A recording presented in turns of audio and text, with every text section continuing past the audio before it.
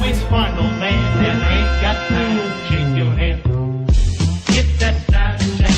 Put it in pockets like it's back. Going downtown. Shadow Warrior is back, and I'll be honest, I never even knew there was a first one.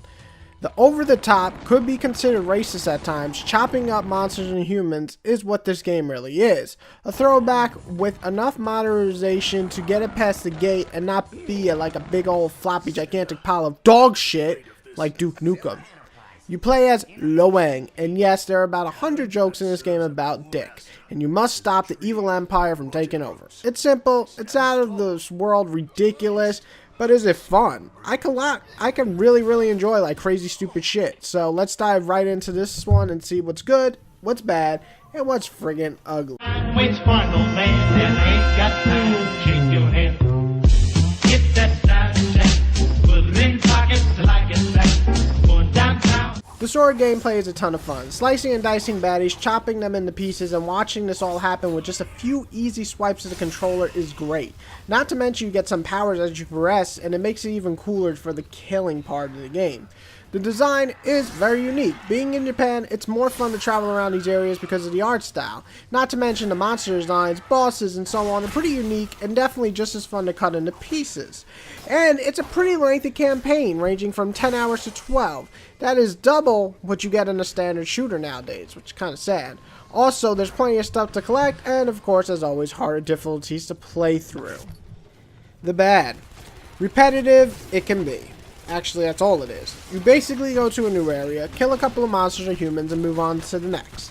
It sounds like every other shooter, true, but the situations hardly ever change in this game, ever. Just throwing wave after wave of enemies with zero strategy input, just not cool.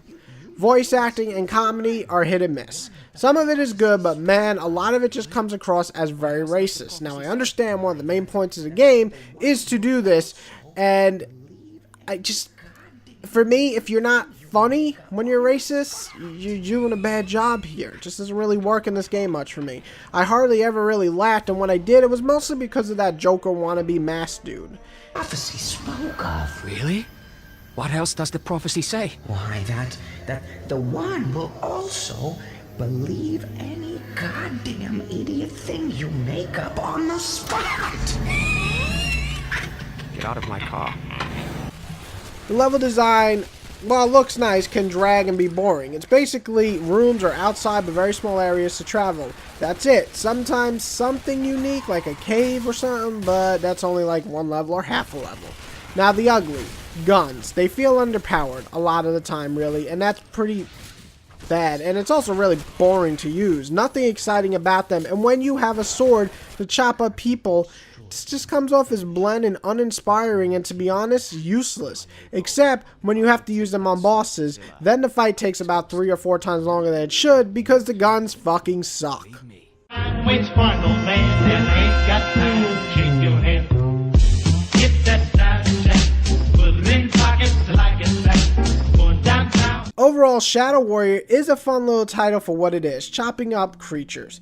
Its over-the-top story could be a hit or miss. Some might actually dig it, so add a point or a point and a half to my score.